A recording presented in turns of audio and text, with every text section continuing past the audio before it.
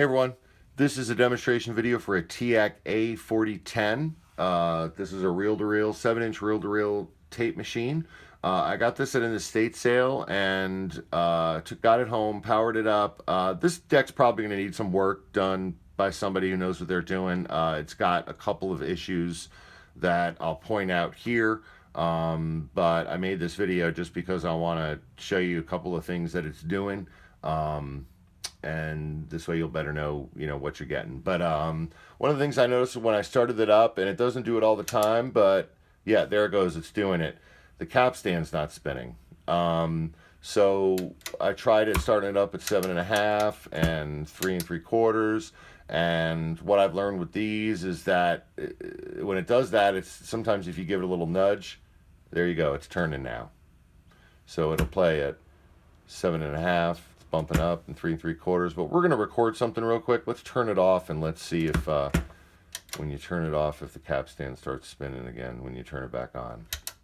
No, say sometimes it does, sometimes it doesn't. So it's doing that. There's also a crack on this. I think these are called tridents right here on the back side. It doesn't affect it when it doesn't affect the reel table when you're fast forwarding, rewinding, or playing. It rolls perfectly. It just affects it when you're tightening it down. Sometimes you have to hold this to make sure that it doesn't fall back into the 3 little crevices. So that's an issue. It does fast forward.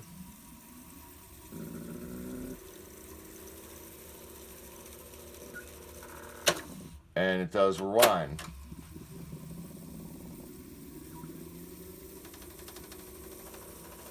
It's going pretty good, and as you can see, it rolls nice and smooth. But other than the capstan, I don't know if that's a startup capacitor. Maybe somebody can fix that easily. Maybe it's a motor issue. But let's go ahead and record something just so you can see. The record quality is not great. This is an old tape, but nonetheless, it should be recording better than it is on this. So let's go ahead and do this. We'll get it recording. It does play and record in both directions. This is an auto reverse tape deck. The heads on these are really good. They're high density ferrite heads. And let's go ahead and record something and see how it sounds.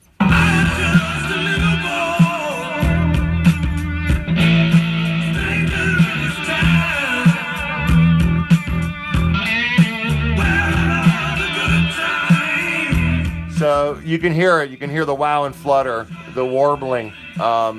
That would lead me to believe that possibly it's a motor issue or something like that. But it does record and play back. So what we're hearing now is the tape.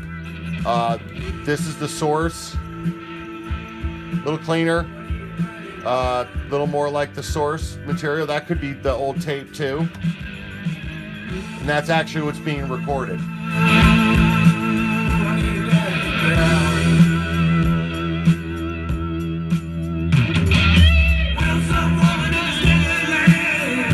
Let's go ahead and stop it, and we'll rewind it back to the 0 marker point.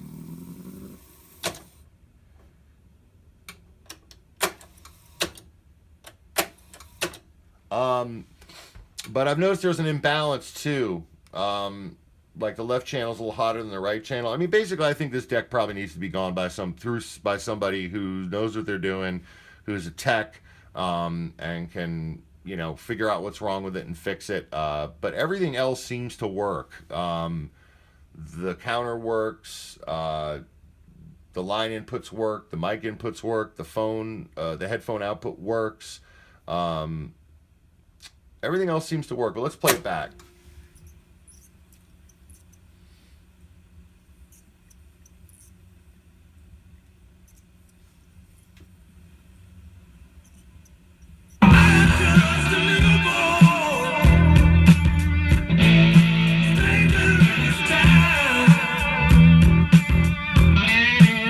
Pause works, as you could see, but yeah, it's playing back with a little bit of warble, and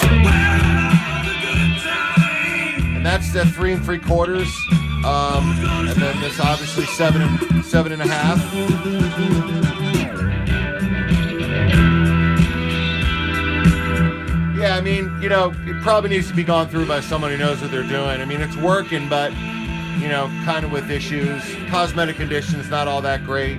I mean, I suppose somebody knew what they were doing can get this deck back up and, you know, operating well. But, you know, let's see if that capstan starts spinning after I shut it back down.